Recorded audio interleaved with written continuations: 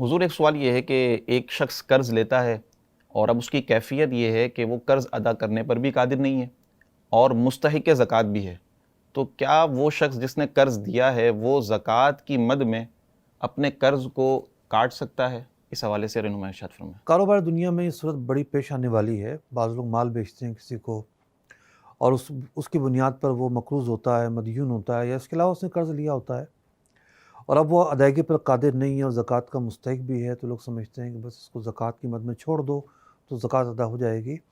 اس طریقے سے زکوٰۃ ادا نہیں ہوتی۔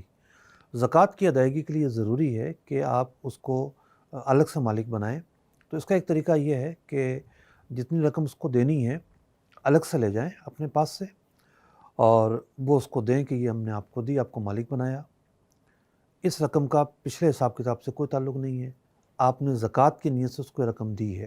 جب زکوٰۃ کی رقم اس کے قبضے میں آ گئی، اس کے ہاتھ میں آ گئی، تو اب یہ کہے گا کہ تم نے چونکہ میرے پیسے دینے ہیں لہٰذا میرے پیسے ادا کرو، پیسے تمہارے پاس موجود ہیں۔ تو یہ رقم وہ اپنی وصول کر لے گا، جو اس نے سودا بیچا ہے یا جو اس نے قرض دیا تھا اس کے بعد میں جو پیسے وصول کرنے تھی وصول کر لے گا۔ یہ دو الگ الگ چیزیں ہیں، اس میں کسی قسم کی کنفیوژن تو نہیں ہے، بڑا واضح مسئلہ ہے۔